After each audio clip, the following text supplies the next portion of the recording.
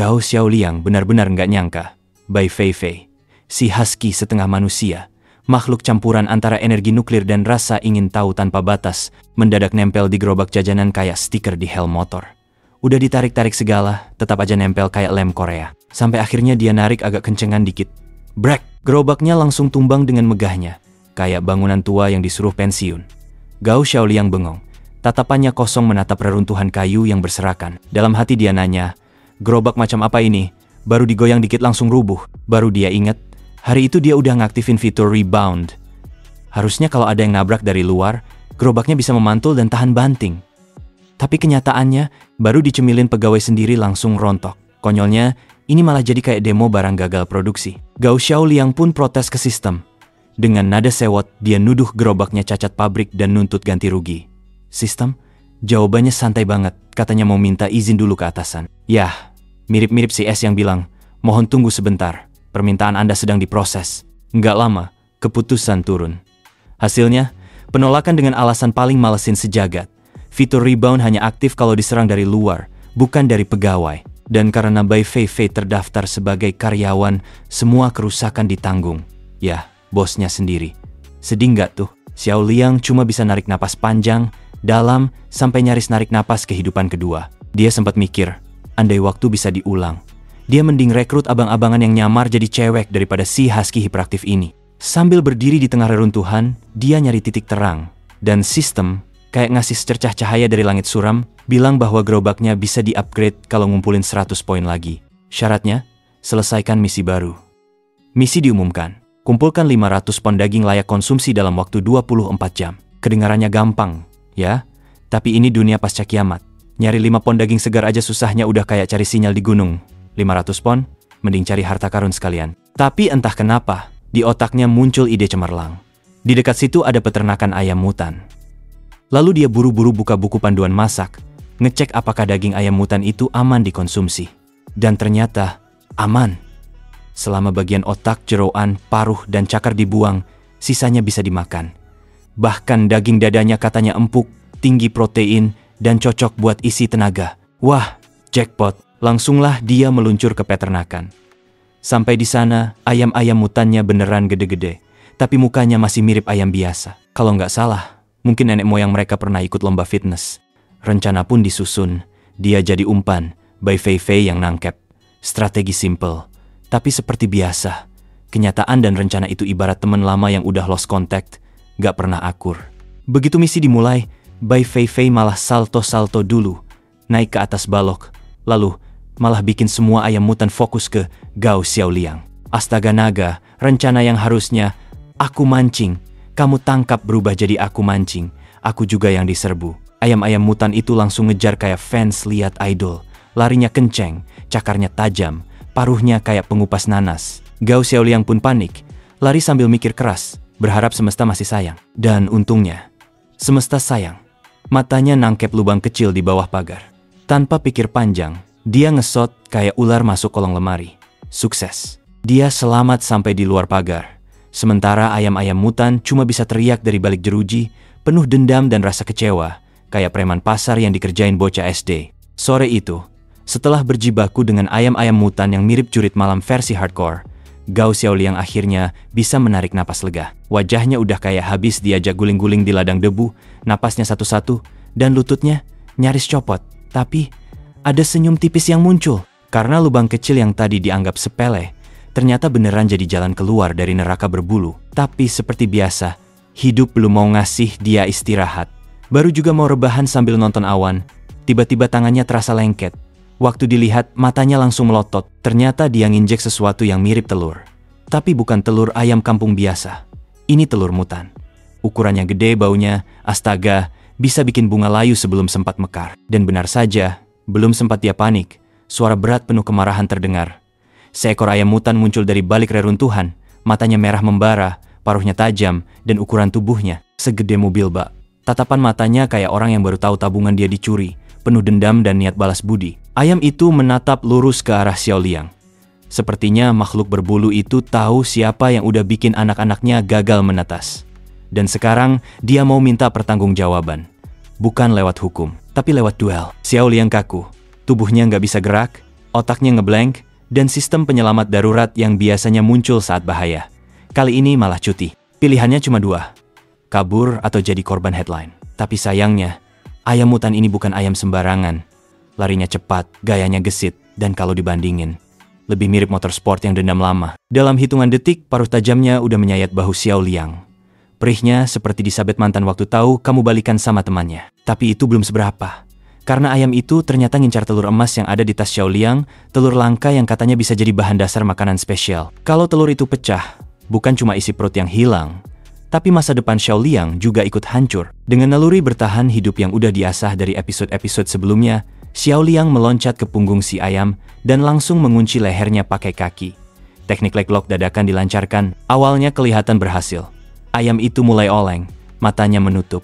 Harapan sempat muncul, tapi harapan itu cuma lewat bentar, kayak diskon kilat di marketplace.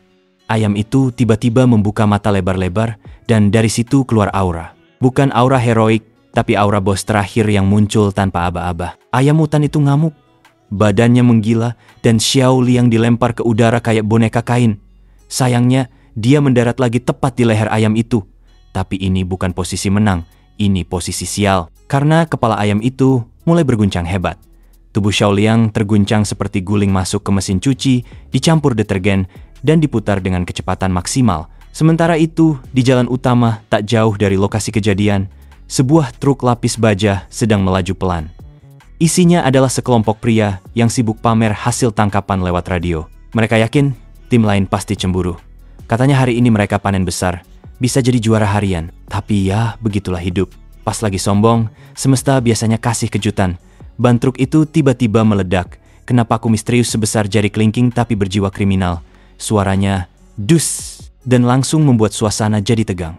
Kapten truk, seorang pria tenang bernama Hu, segera turun dan memerintahkan semua anak buahnya bersiap. Salah satu anggota sempat mengeluh, bilang kapten terlalu lebay. Soalnya mereka udah sering lewat sini dan gak pernah kenapa-kenapa. Tapi Kapten Hu tetap tegas. Dia tahu, zaman sekarang bukan waktunya buat santai.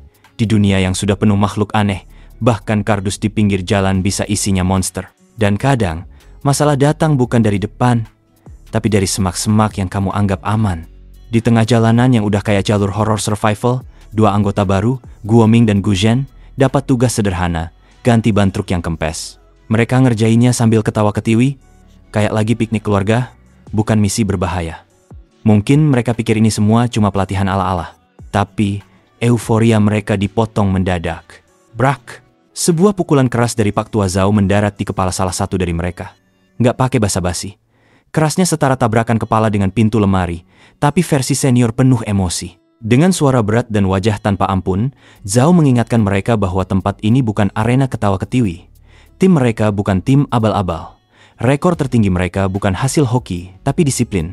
Yang ceroboh, biasanya cepat masuk daftar korban atau minimal dijadikan peringatan. Tim 3 bukan sembarang tim. Bisa masuk ke sana ibarat menang undian warisan dari kerabat jauh yang gak dikenal. Tapi bisa bertahan di dalamnya, itu baru prestasi. Setelah pelajaran instan itu, Guo Ming dan Gu Zhen langsung diam membisu. Mereka baru sadar, kalau terus main-main, bisa-bisa mereka pulang tinggal nama, dikirim via kardus. Beberapa saat berlalu, salah satu anggota tim izin ke semak-semak buat buang air kecil. Maklum, kondisi darurat bukan berarti kandung kemih juga harus ikutan disiplin. Pak Tua Zhao hanya menanggapi sambil berseloroh. Kalau kelamaan, nanti ayam hutan bisa datang. Semua tertawa kecil, menganggap itu cuma lelucon bapak-bapak. Tapi tidak dengan Kapten Hu. Instingnya yang sudah terlatih mencium ada yang aneh. Telinganya menangkap suara samar yang tidak biasa. Firasatnya langsung menyala. Ia bergerak cepat tanpa ragu.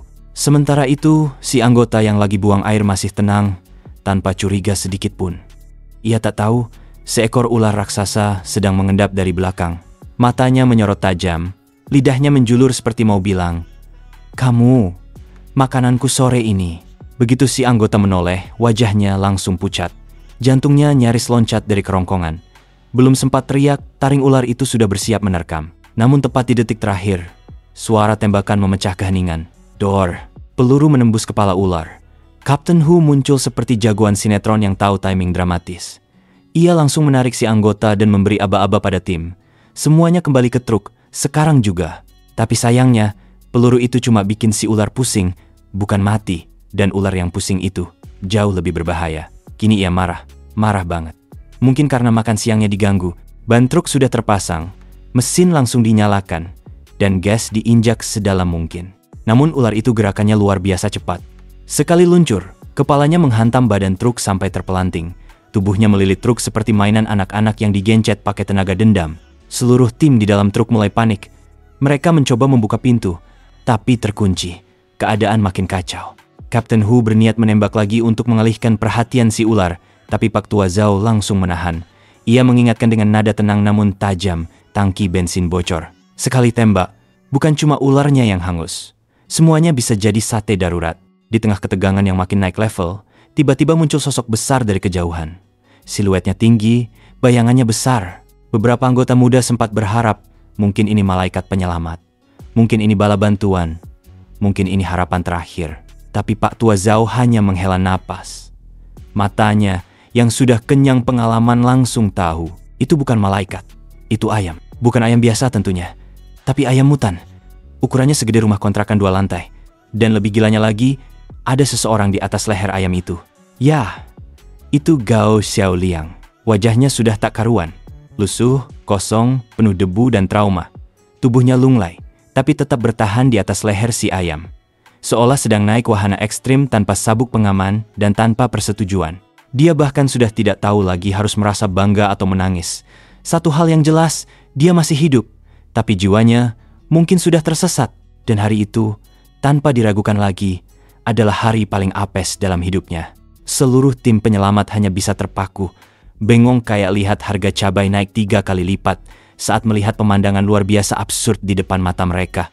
Gao Xiaoliang, manusia biasa tanpa tanda-tanda kekuatan super, tiba-tiba muncul menunggangi seekor ayam mutan raksasa. Awalnya, mereka sempat berpikir Xiaoliang punya semacam kemampuan langka buat menjinakkan makhluk aneh. Tapi Kapten Hu, dengan naluri veteran yang tajam melebihi pisau dapur ibu-ibu, langsung sadar. Ini bukan soal Xiaoliang yang menunggangi ayam, ini Xiaoliang yang sedang dijadikan korban keadaan. Ayam mutan itu terus berlari, matanya merah menyala penuh dendam, langsung mengarah ke ular raksasa yang masih melilit kendaraan tim. Dan yang terjadi setelahnya sulit dijelaskan dengan logika manusia normal. Seekor ayam raksasa dengan manusia nyangkut di lehernya menyerbu seperti kesetanan. Semua ini hanya karena satu hal, sarangnya terinjak. Yah, cuma karena sarangnya diinjak, ayam itu ternyata tipe yang susah move on. Sadar kalau nasibnya sudah kayak tahu bulat yang digoreng dadakan, panas dan digoyang-goyang, Xiaoliang mencoba hal paling nekat dalam sejarah manusia. Dia menyusup ke bagian bawah leher ayam itu, lalu menarik dengan tenaga sisa-sisa hidupnya. Dan, plek, leher ayam mutan itu terputus. Tubuh raksasa itu langsung tumbang, seperti impian anak kos saat tanggal tua. Belum sempat Xiaoliang bersyukur, atau bahkan menghela napas lega, datanglah ancaman baru. Seekor ular mutan besar tiba-tiba muncul dan langsung melahap bangkai ayam yang belum dingin itu. Masalahnya, Xiaoliang masih nyangkut di atas bangkai tersebut. Dalam sekejap, dia melayang-layang di udara, kebingungan sambil berpegangan pada sesuatu yang awalnya dia kira tiang listrik. Tapi saat tangannya mulai merasakan tekstur yang hangat dan bergerak, barulah dia sadar, itu bukan tiang, itu ular. Begitu menoleh ke atas, dia langsung berhadapan dengan mata si ular, yang menatap dengan tatapan lapar seperti habis puasa 3 hari. Xiaoliang pun langsung lari sekencang-kencangnya, sambil komat kamit berdoa semoga masih bisa makan nasi hangat malam itu. Di belakangnya, si ular ternyata masih penasaran. Sudah makan ayam raksasa 1 ekor, tetap aja belum kenyang. Dia terus mengejar Xiaoliang dengan semangat membara. Seolah-olah yang dikejar itu piring terakhir di pesta pernikahan. Tapi justru kejar-kejaran absurd ini memberi harapan bagi tim 3. Karena si ular sibuk mengejar Xiaoliang, perhatian makhluk itu teralihkan, memberi kesempatan bagi mereka untuk menyalakan mobil dan kabur. Pak Tua Zhao, yang biasanya kalem seperti tukang servis radio jadul, langsung injak gas tanpa banyak pikir. Mereka semua tahu, kalau ular itu balik lagi, mereka tinggal nama. Namun di tengah semua kekacauan itu, Kapten Hu tetap berdiri tegak. Pikiran dan hatinya belum pergi dari Xiaoliang. Menurutnya, anak itu sudah menyelamatkan mereka semua. Jika mereka meninggalkannya sekarang, artinya mereka sedang menukar 1 nyawa manusia demi keselamatan mereka sendiri. Kata-kata itu langsung bikin seluruh isi mobil diam. Nggak ada yang berani komentar. Tapi satu persatu mulai mengangguk. Mereka sadar mereka bukan pengecut. Logistik bisa dicari lagi. Tapi nyawa, nggak ada versi cadangannya. Dengan tekad baru, Pak Tua Zhao memutar balik mobil mereka. Tim 3 kembali ke arah bahaya. Demi satu orang. Sementara itu, di sisi lain, Bai Feifei juga bergerak cepat.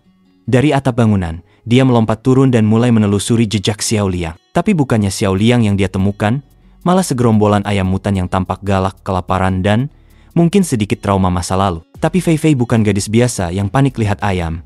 Dia ingat satu strategi yang pernah dibisikkan Xiao Liang, sesuatu yang terinspirasi dari pengalaman makan sat. Dengan gerakan cepat, dia mencabut sepotong pagar besi. Lalu, bak, dalam satu ayunan, 3 ayam mutan langsung ambruk. Feifei tersenyum. Kalau Xiao Liang masih hidup, dia pasti bangga. Atau minimal, nggak takut buat makan ayam lagi setelah semua ini berakhir. Sementara itu, di jalur pelarian penuh teriakan dan bau keringat, Gao Xiaoliang masih sibuk kabur dari maut. Napasnya udah kayak kipas angin rusak, bunyi banyak, tapi angin nggak keluar. Lututnya gemetar, langkahnya makin ngawur. Di tengah keputusasaan, dia sempat merengek ke sistem, berharap dapat pertolongan super. Tapi sistem malah keluar dengan pengumuman yang sukses bikin mental ambiar. Fitur perlindungan hanya aktif kalau dia ada di dalam kedainya. Di luar itu, ya silakan berjuang sendiri. Nah, baru juga mau misuh. Tiba-tiba, tubuhnya langsung dibelit sama ular mutan raksasa. Rasanya persis kayak somai gulung. Cuma ini nggak pakai saus kacang. Xiao Liang pun cuma bisa pasrah, berharap kalau emang harus dimakan, semoga dagingnya empuk biar nggak bikin susah nelen. Tapi di saat nyaris pingsan, terdengar suara yang bikin telinga nyut-nyutan. Suara ayam. Bukan satu, tapi segerombolan ayam mutan dengan suara cempreng yang kompak kayak paduan suara, tapi rusak. Dan ternyata, dari kejauhan muncul Bai Feifei, berlari sambil menggotong kandang darurat berisi ayam-ayam mutan yang dipasung pakai potongan pagar besi. Tanpa pikir panjang, Feifei melempar ayam-ayam itu ke kepala si ular mutan. Suara benturannya mantap, kayak panci jatuh di kepala. Ular itu pun langsung oleng, lilitannya mengendur. Gao Xiaoliang yang udah setengah koma akhirnya bisa bernapas lagi. Dan tepat saat itu juga, sistem muncul dengan suara khasnya, mengumumkan bahwa misi berhasil diselesaikan. Lalu, tiba-tiba, cahaya emas terang benderang muncul dari langit. Dari dalam cahaya itu, muncullah sebuah mobil RV mewah, kinclong, gagah, dan jelas-jelas nggak cocok sama latar belakang dunia kiamat. Rasanya kayak lihat karpet merah di tengah ladang ranjau. Xiao Liang pun meloncat-loncat kegirangan. Setelah sekian lama hidup seperti manusia hutan, akhirnya dia punya tempat tinggal yang layak, kasur empuk, dan colokan listrik legal. Tapi kejutan belum berhenti. Karena misi perekrutan sebelumnya juga sukses, sistem memberikan bonus tambahan. 1 kartu skill tempur yang bisa dipakai 3 menit penuh, plus akses ke gudang senjata pribadi. Di kepala Xiao Liang, langsung terbayang pedang laser, senapan otomatis, atau paling tidak, katapel roket. Dengan semangat membara, dia membuka gudang senjata itu.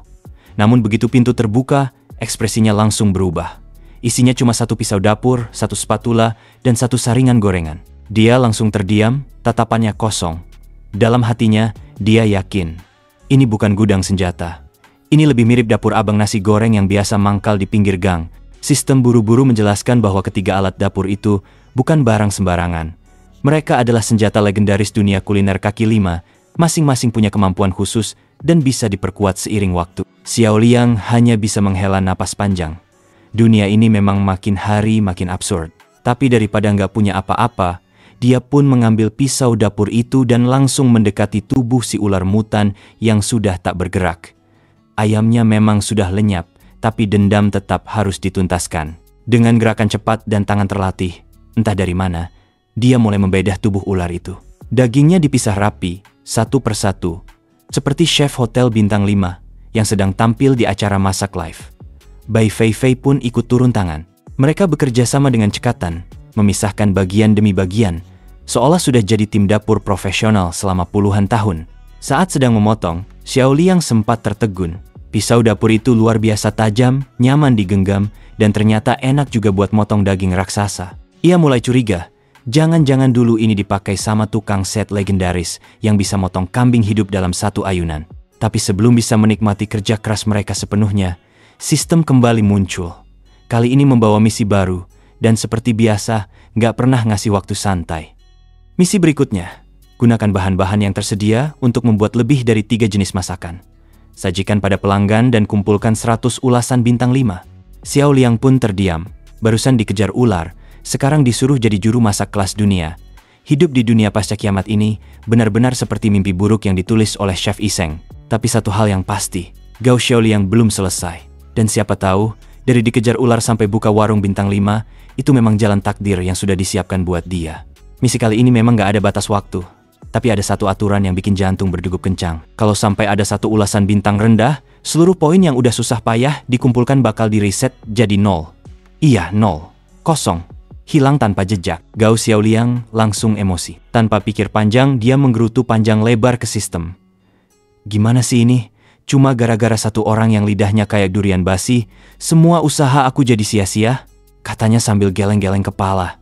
Dalam pikirannya, bahkan koki restoran bintang 5 pasti pernah kena komplain. Selera orang kan beda-beda, gak bisa disamakan. Sistem tetap tenang, dengan nada datar seperti biasa. Semakin sulit misi, semakin besar pula hadiahnya. Dan kalau kamu berhasil, kejutan tak terduga akan menantimu. Xiaoliang mulai mikir realistis. Dunia udah kiamat, siapa yang masih peduli soal waktu? Kalau misi ini nggak ada deadline-nya, ya kenapa nggak sekalian istirahat dulu? Tapi sebelum niat itu benar-benar terlaksana, sistem langsung menegur dengan suara datar. Istirahat? Tidak bisa. Semangat kerja harus tetap menyala. Xiaoliang melirik ke arah RV mewah yang baru saja dia dapat. Dari luar sih kinclong banget. Tapi siapa tahu dalamannya busuk kayak truk jajanan yang dulu pernah dia sewa. Baru disentuh aja langsung ambruk kayak biskuit basi. Setelah mikir sebentar, dia akhirnya manggil Bai Feifei. Ayo masuk, kita cek dalamnya. Mungkin kita bisa dapat angin segar sedikit. Sementara mereka sibuk memanfaatkan rezeki barunya, di tempat lain tim 3 sedang melacak jejak ular mutan. Tapi, saat mereka sampai di lokasi, ular itu sudah nggak ada. Pemimpin tim dan Paman Zhao celingukan, mencoba mencari jejak yang tersisa. Tiba-tiba, salah satu anggota tim menunjuk ke depan dan berteriak. Segera seluruh tim turun dari kendaraan, siaga penuh. Mereka memeriksa tanah yang dipenuhi tulang-tulang berserakan. Salah satu anggota jongkok dan menyentuh tanah, lalu berkata, darahnya masih belum kering. Artinya, makhluk ini baru dimangsa beberapa waktu lalu. Salah satu dari mereka menduga kalau Gao Xiaoliang mungkin sudah jadi santapan ular mutan. Tapi pimpinan tim, Ho, langsung membantah. Ia menunjuk ke salah satu tulang besar. Tulang kaki manusia memang keras, tapi yang ini lebih tebal. Ini bukan tulang manusia. Tak jauh dari situ, mereka menemukan tengkorak besar milik ular mutan, serta tulang-tulang lain yang tampaknya berasal dari makhluk seperti burung raksasa. Anehnya, daging di tulang-tulang itu sudah bersih banget, kayak habis dijilatin sampai licin. Mereka mulai berspekulasi, apa mungkin ada makhluk lain yang lebih kuat dari ular mutan ini? Paman Zhao memeriksa dengan teliti. Dalam hati ia bergumam, tulang ini bukan milik manusia. Jangan-jangan orang itu masih hidup. Ho mengangguk pelan, memeriksa tulang-tulang di sekitarnya. Di sini pasti baru saja terjadi pertempuran sengit. Apa mungkin dia berhasil lolos? Dan untuk pertama kalinya, mereka mulai bertanya-tanya. Apakah kematian makhluk-makhluk mutan ini ada kaitannya dengan seseorang bernama Gao Xiaoliang? Sementara itu, di tempat yang jauh dari sana, Gao Xiaoliang sedang duduk santai di balik kemudi RV barunya. Dia benar-benar nggak tahu kalau sekelompok orang lagi berdiskusi tentang dirinya, seolah dia ini legenda hidup. Sambil menyetir dengan santai, matanya tertuju pada sekelompok zombie yang tampak familiar sedang berjalan di tengah jalan. Tapi bukannya ngerem atau belok, dia malah senyum kecil. Saatnya tes ketahanan, gumamnya dengan santai. Langsung saja dia injak gas dalam-dalam. RV itu melaju cepat, dan braa.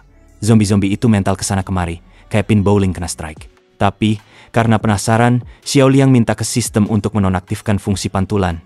Dan benar saja, begitu perlindungan dicabut, para zombie langsung merangsek naik ke RV, satu persatu. Namun bukannya panik, Xiaoliang malah senyum santai. Dengan satu putaran tajam di kemudi, RV berbelok ekstrem. Dan para zombie yang udah naik malah terlempar keluar kayak cucian basah di jemur angin ribut. Kalau ini mobil, berarti aku sopir ugal-ugalan, katanya sambil tertawa kecil. Sore itu, Gao Xiaoliang akhirnya bisa merasakan kenikmatan hidup secara harfiah. Setelah sekian lama hidup di dunia yang hancur lebur, dia akhirnya bisa mandi seperti manusia normal. Air hangat yang mengalir deras, sabun yang melimpah, dan sampo wangi yang seolah mengajak tubuhnya bernyanyi. Rasanya seperti masuk surga kecil di tengah kiamat. Namun, di tengah-tengah kenikmatan itu, tiba-tiba muncul perasaan aneh.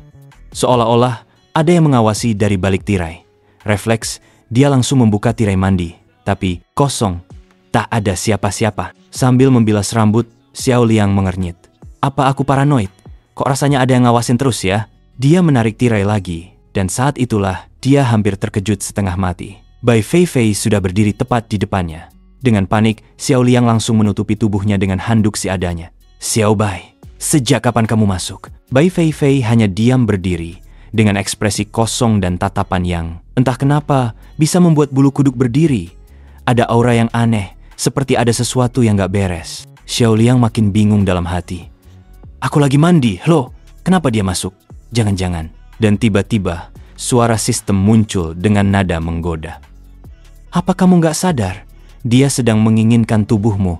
Xiao Liang langsung marah. "Sistem, kamu mesum, ngintip aku mandi segala." Sistem balas ketus.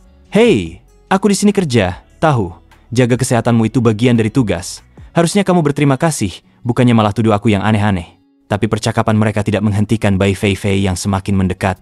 Xiao Liang pun makin gugup. Dalam hatinya, mulai muncul pikiran-pikiran aneh. Walau dia zombie, tapi wajahnya manis juga. Apa yang aku pikirkan ini? Gila! Belum sempat menenangkan diri, Bai Feifei tiba-tiba meloncat dan menggigit bahunya. Xiao Liang langsung panik. "Ah! Aku digigit! Aku bakal jadi zombie!" Tapi saat dia memeriksa bahunya, ternyata baik-baik saja. Sabun mandi yang licin membuat gigi Bai Feifei gagal menancap. Bahunya malah selamat, berkat licinnya sabun yang digunakannya. Namun masalahnya belum selesai. Bai Feifei belum menyerah. Dengan napas terengah-engah dan air liur menetes, dia terus mengejar Xiao Liang, seperti kucing yang ngidam ikan asin. Sistem kembali bersuara. "Sudah kubilang, dia benar-benar menginginkan tubuhmu. Zombie seperti dia punya nafsu makan yang gak terbendung. Mereka harus makan terus. Coba pikir, apa dia udah makan hari ini? Sekarang, ada sepotong daging putih di depan matanya. Mana bisa dia tahan?" Akhirnya, Xiao Liang sadar juga. Dengan cepat dia berlari dan berteriak, "Xiao Bai, tunggu! Aku carikan makanan." Beberapa saat kemudian, Xiao Liang meletakkan makanan di atas meja. Bai Feifei langsung menyantap semuanya dengan lahap, seperti orang yang baru saja berbuka puasa. Xiao Liang menghela napas lega. Untung tadi masih ada sisa daging ular. Kalau enggak, mungkin aku yang jadi lauknya. Namun khawatir tetap menghampiri pikirannya. Hari ini aku selamat, tapi bagaimana kalau besok atau malam nanti pas aku tidur dan dia lapar lagi? Ini seperti hidup dengan bom waktu. Dengan wajah serius, Xiao Liang bertanya pada sistem. "Ada solusi yang lebih aman gak?" Sistem menjawab santai. "Mudah, kasih dia makan sebelum dia lapar." Jawaban itu malah bikin Xiao Liang semakin frustrasi. Itu bukan solusi, itu mah cuma penundaan eksekusi. Tapi tiba-tiba, ide cemerlang muncul. Xiao Liang mulai membongkar-bongkar laci dan lemari, sampai akhirnya dia menemukan apa yang dicari. Gigi palsu. Keesokan harinya, Xiao Liang tampil dengan pakaian bersih dan penuh percaya diri. Di sebelahnya, Bai Feifei berjalan tenang. Dengan sepasang gigi palsu terpasang rapi di mulutnya. Sekarang, kalaupun dia menggigit, paling cuma bunyinya klik-klik, nggak bisa nembus kulit ayam, apalagi kulit manusia. Setelah semua persiapan selesai, mereka pun siap melanjutkan perjalanan. Sistem yang memperhatikan Feifei yang sedang memainkan gigi palsunya berkata dalam hati, "Aku nggak nyangka gigi palsu bisa dipakai kayak gini. Host, kamu memang cerdik."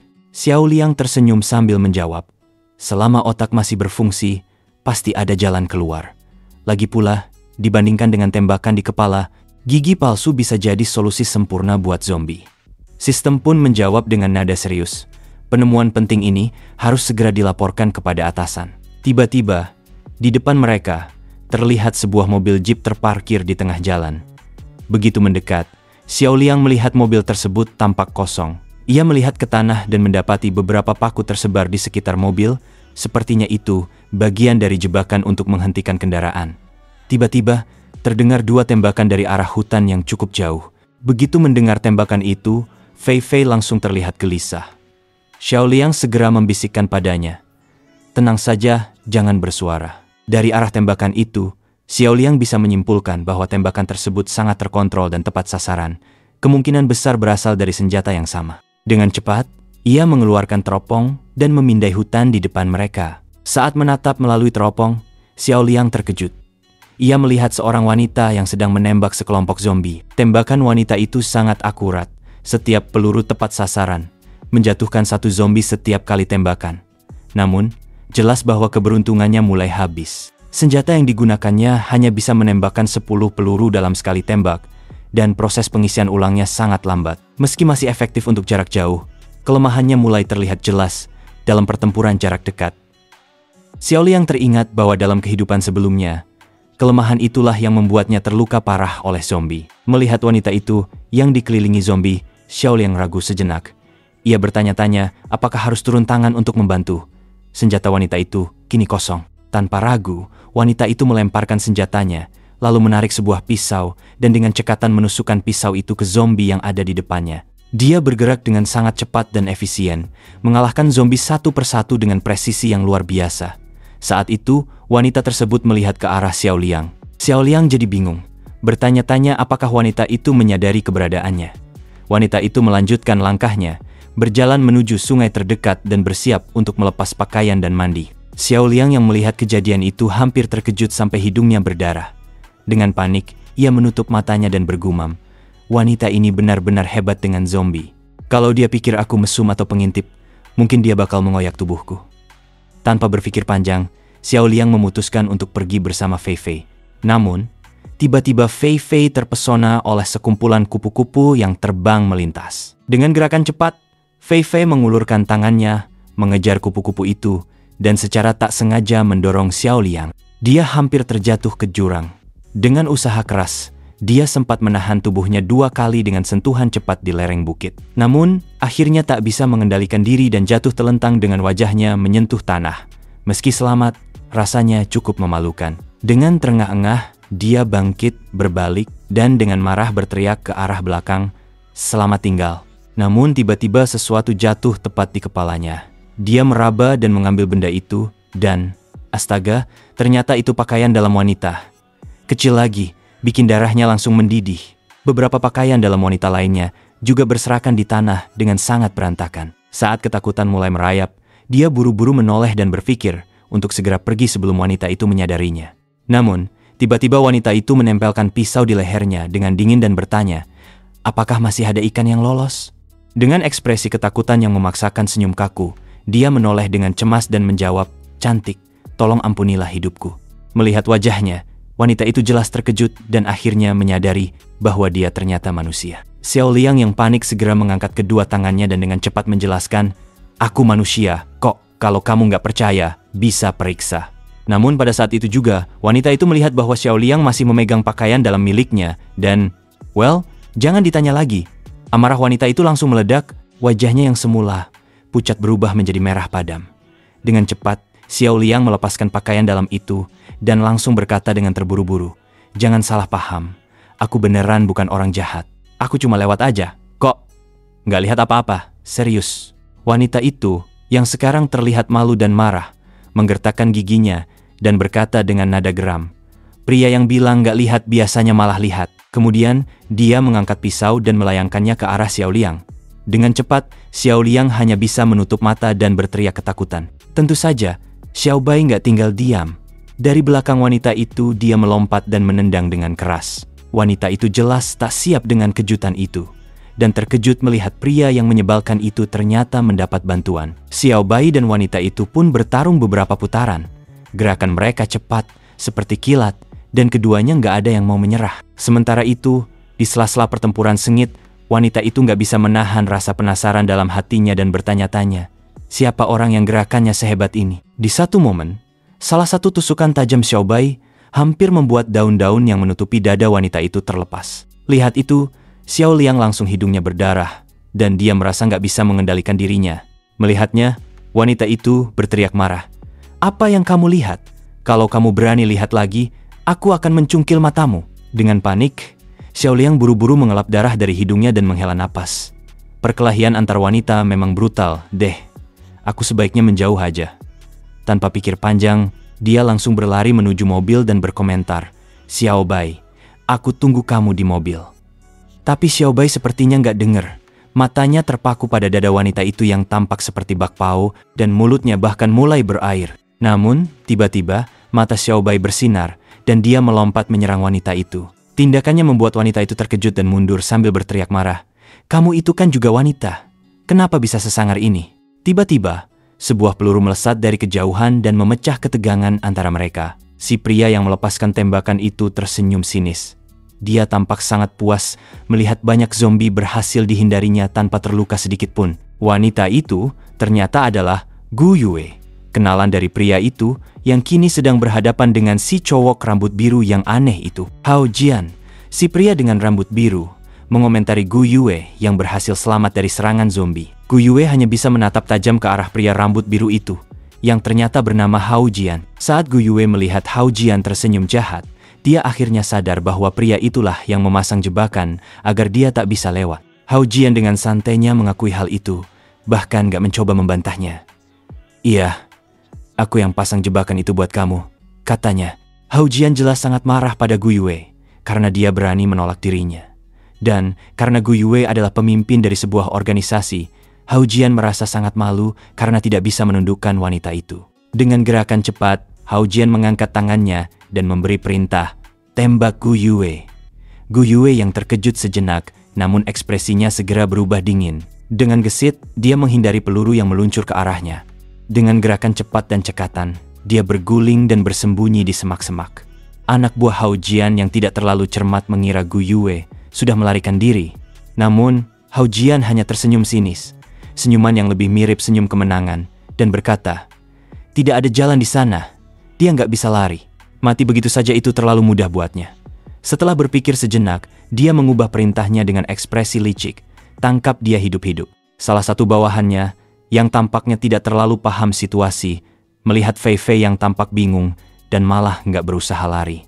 Dengan nada mengejek, dia menunjuk Fei Fei dan berkata, "Bos, ada wanita di sini. Nggak lari, malah kelihatan bodoh. Apa ada yang salah sama otaknya? Harusnya kita tangkap dia juga." Hao Jian, yang memang hobinya bikin suasana makin aneh, tersenyum licik dan menjawab, "Anggota kita banyak kan? Kita harus bersenang-senang dulu. Setelah aku puas, kalian boleh nikmati sisanya." Anak buah Hao Jian langsung berterima kasih dengan penuh antusias dan mulai mengepung Fei Fei. Sementara itu, Fei Fei hanya terlihat bingung, gak ngerti apa yang terjadi. Salah satu pria maju untuk menangkapnya, tapi Fei Fei nggak tinggal diam. Dengan gerakan cepat, dia menggenggam pergelangan tangannya dan mengendalikannya dengan kuat. Dalam sekejap, dia memutar tubuh pria itu dan mematahkan tangannya, membuatnya menjerit kesakitan. Suara pria itu hampir hilang saking kesakitannya. Melihat ini, beberapa anak buah Hao Jian langsung mengeluarkan senjata api dan mengarahkan ke tubuh Fei Fei. Jelas niatnya sudah berubah. Mereka berniat untuk membunuhnya. Tiba-tiba, sebuah mobil melaju dengan kecepatan tinggi dan menabrak beberapa orang, sampai mereka terlempar ke udara. Debu pun mengepul di sekitar mereka.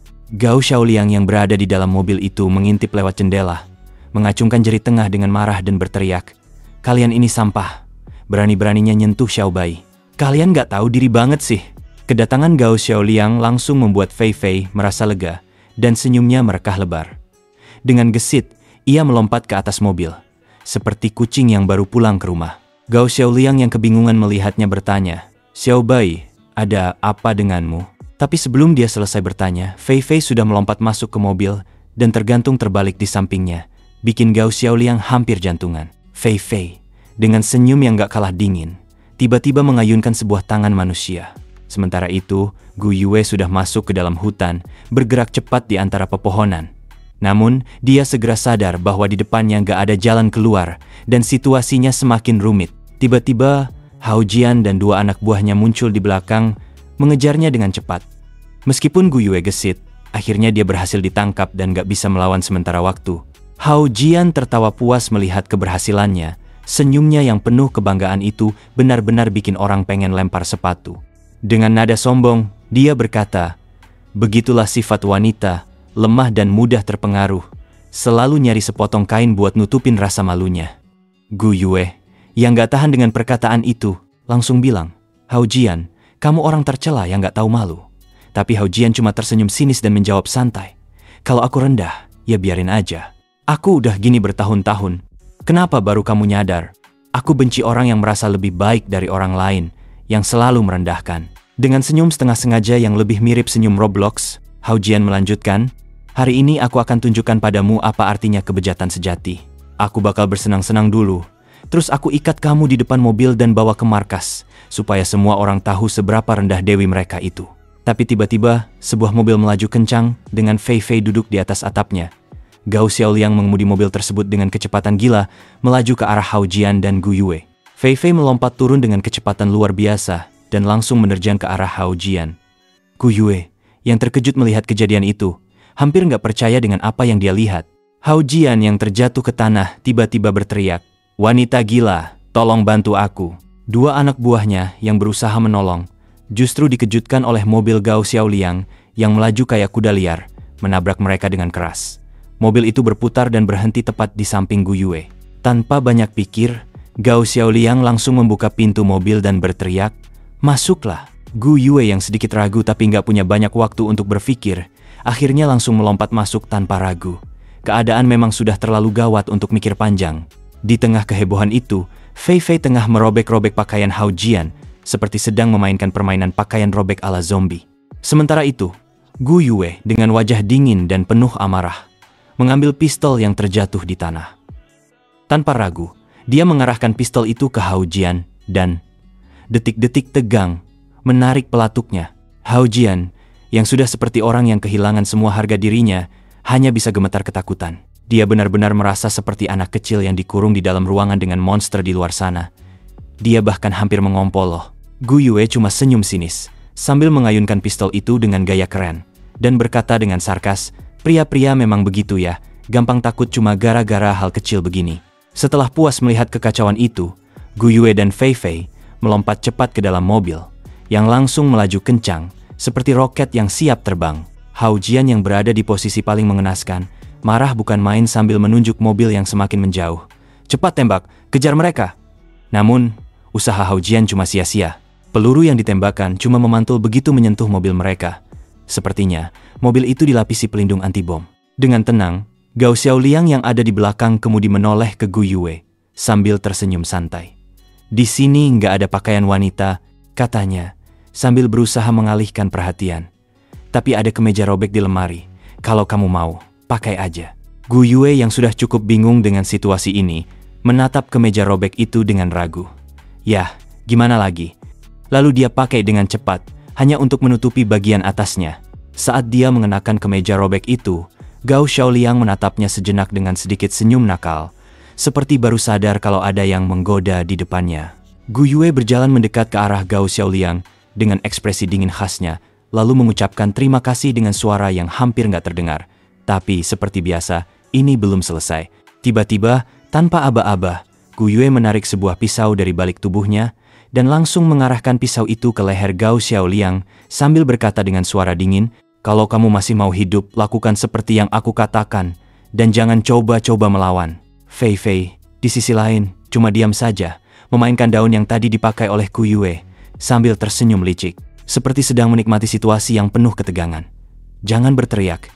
Pikirkan baik-baik, siapa yang lebih cepat, aku atau pisau ini?" Fei Fei berkata, sambil terkekeh sendiri. Gao Xiaoliang menghela napas, sepertinya sudah pasrah dengan dunia kiamat ini. Apakah di dunia yang hancur ini, gak ada satu orang pun yang normal? Semua pada kehilangan moral, ya? Dia coba memerintah sistem untuk mengeluarkan Gu Yue dari mobil, tapi sistem malah menjawab dengan dingin, "Tuan, kamu gak bisa. Dia sudah masuk atas undanganmu. Program keamanan sudah menganggapnya sebagai VIP, dan properti nggak boleh membahayakan VIP." Gao Xiaoliang terkejut dan terdiam sejenak. "Apa? Ada aturan kayak gitu?" tanyanya, bingung. Gu Yue menatapnya tajam dan dengan nada tegas bertanya, "Kamu ngomong sama siapa?"